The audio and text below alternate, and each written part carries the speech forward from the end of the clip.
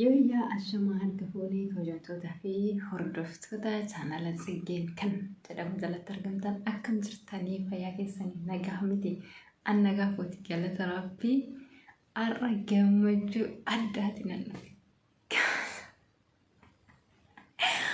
Ba'uunas hedduun gammadee ammana jedhee himuu hin danda'u jechuudha. Osoo waan furdatanii har'a namoota nagaa. Dhugaa dubbachuudhaaf osoo waan furdataniiti guyyaa tokkoon yookiin immoo wanti gammachuu tokko nama guddisuu yookiin nama furdisuuti har'a ani sila lafti kun naan ga'u dhugaa dubbachuudhaaf jechuudha. Hedduu gammadee maaliifiin waanan hin yaadiin jechuudha waan sammuu keessatti tasuma yaadee hin qabaatin argadhe. Yaadee hin qabaatin argadhee jechuudha. So maalidha wanta sun yaada? Gammataame. Mee gammataa maalidha? Maal isinitti fakkaata? Maaliin argadhe? Maaliin argadhe irra maaltu naaf dhufe? Maaltu na gammachiise? Maali jettanii yaaddu? Mee tilmaama?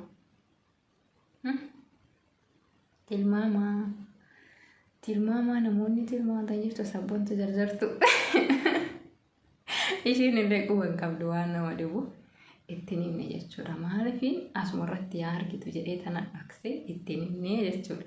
Kanaafiyyuu isin dhageessee warri kun akkamitti dhaga'uu dhaba. Dirqama isin faana dhaga'uu qabdi, dirqama isin faana arguu qabdi jedhee tana isitti illee hin himne. Dhugaa waaqaa ittiin himne jechuudha. Kanaafiyyuu yaaliidhumaan argachuu qabdan jechuudha. Ammoo wanta isinitti argisiisutti yaalaa koomentiidha.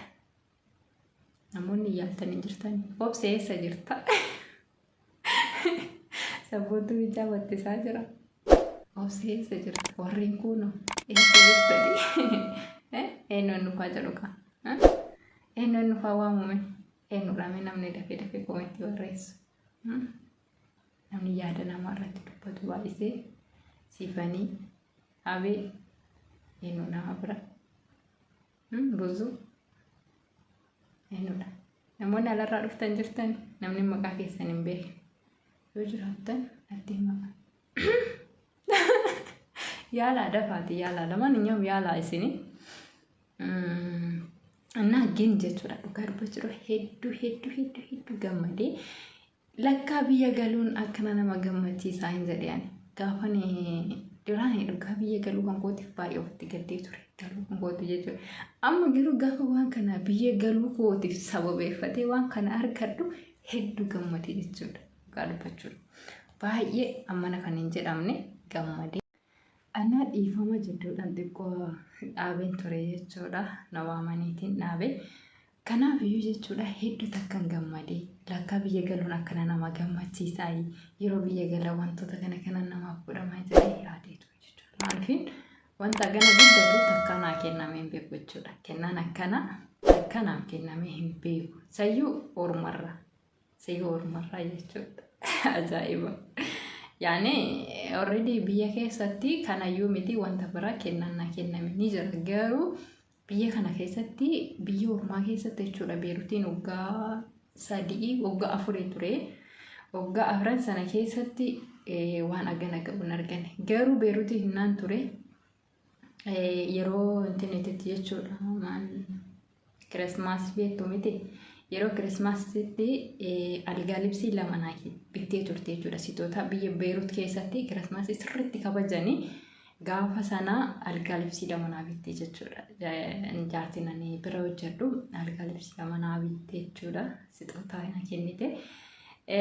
Akkasuma immoo hamma immoo jechuudha biyya galuu sababeeffannaa gara biyyaa deemuu kootiin kan ka'e mooyyuu madaamiin kan koo sitoota isiin naa kennite achaaf nama jechisiisaa jechuudha. Dhugaa dubbachuudha fi baay'ee imimmaan tokko natti dhufe gaafa isiin kana naa kennite eessayyuu bakka maqaa kan koo isiin goosistee yeroo akkasiin naa fiddu nan ajaa'ibsiifadhe jechuudha. Dhugaa dubbachuudha fi hin yaadne tasumayyuu sammuu koo keessatti yaadne illee hin dhufne surmayyuu sammuu koo keessatti naan dhufne wanti kun jechuudha. So mee sitooticha wajjumaan ilaalla. shixootichaa wajjin ilaallaa jechuudha.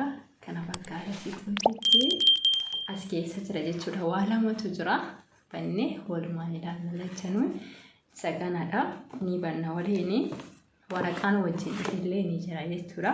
Waraqatichis maqaa kan kootiin irratti wajjiniin dhufe waan nama ajaa'ibu jechuudha. Kuno tsiggee jedhee irratti barreeffameera jechuudha. Isinitti mul'ata laala? Mul'atu. Iskiriin irra isiniif godha. Tsiggee jedhee barreeffamee jira jechuudha. Kuni mul'atu baay'isee. Innaa iskiriin irra isiniif kaa'in argitanii jechuudha. Sabbannee ilaalla walumaan waan ajaa'ibaa jechuudha. Hedduu ajaa'ibsiifadhe dhugaa dubbachuudhaaf yani waan akkana tasumayyuu yaadellee hin beeku. Waan nama ajaa'ibu jechuudha. Yaadellee hin beeku. Migarmi nagar maalas no. Innaa warqii mormaa naa bittee jechuudha. Dhugaa waan baay'ee nama ajaa'ibudha. Dhugaa dubbachuudhaaf yani beqqaani I don't know maal jedhee waan jedhee himuu hin beeku jechuudha. Kana fakkaata. Walitti hidhamee walitti marameera. Innaa dhugaa waaqaa jechuudha. Ani tasumayyuu yaadellee hin beeku jechuudha. Bafusuma maaliif ani waan kana naa gooti jedhee yaadee hin beeku dhugaa waaqa jechuudha. Antini maskaleessini libbii isii keessa wal keessa baate wantitti gammachuu koota argite natti fakkaata. Rakkoodha. Kana fakkaata. Kana fakkaata jechuudha. Dhugaa waaqa waan nama ajaa'ibu nagarrame hedduu jechuudha. Ani bafasuma yaadne waanuma kanayyuu sammuu koo keessatti yaadne iyyuu ani warqii naa bittii miti ani seerumaan iyyuu na gaggeessiti seene dhugaa dubbachuudhaaf maaliif ganaa ani kontiraata waggaa lamaan qaba. Kontiraata waggaa lamaa kana hin xumurre kana waggaa tokkotu naafa jechuudha. Garuu jidduu kana keessatti waan haalli naaf hin mijataniif xiqqoo nan deema jennaanin bakka antini jette jechuudha. Akkasuma waraqaan paaspoortii waraqaa kan kooltee xumurataa jira. Alas bakka asitti naan hojjisiisini biyya deemee hojjisiifadha achumatti jedheeni kana fakkaata jechuudha. Kanuma dhugaa hedduu gammade jechuudha. I don't know maal jedhee akka ibsu hin qabu. Rabbi si haa eebbisu. Innaa nama ajaa'iba dhugaa dubbachuudhaaf jechuudha. Kana fakkaata jechuudha. Kana fakkaata. Naa kennaan taa'amu banee jira waan nama ajaa'ibu ani duraan bane. Karaadha. Dura waraqaa shafanamee ture ni bane garuu ani jarjaree hin bane. Naa mee walumaan ilaala.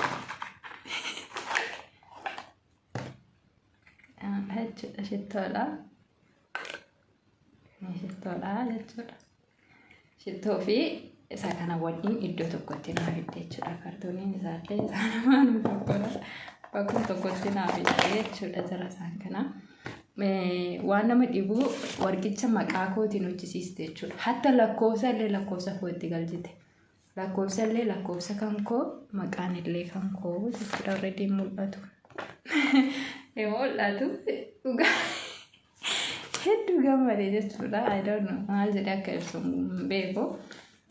Rabbi si haa eebbisu. Kana garuu jechuun ani mana kana keessatti jechuudha amma fe'e yoo na aarsites amma fe'e yoo isiin loltes deebii ittiin deebisu jechuudha. Yoo isiin dubbattes calmu jalaa jedha deebiin deebisuu fi በተለይ mucayyoo tokko faana jechuudha macarrashaa daa'imasii macarrashaa faana hedduu wal jaaladha jechuudha. Akka ilmoo kootti isii ilaala hedduu jaaladha jechuudha mucattiidha. I don't know maal jedhee akka ibsu hin beeku. Dhugaa gaafuma deemu akkamittiin deema kanan jedhu baay'ee natti ulfaata jechuudha. Jaalala mucattiin naaf qabdu kanan isiidhaaf qabus addadha jechuudha. Mana barumsaa yoo nani faana deeme malee hin deemtu yoo nani dhaqe hatta abbaan gizee mana barumsaa geessu isarmitu isiin na faana haa dhuftu jetti malee osoo abbaan isii faana jiruun ani wajjin hin deema. Innaa waan baay'ee nama ajaa'ibu jechuudha. Garuu kennaan kun naa dhufu isaatiif na ajaa'ibsiifadhe.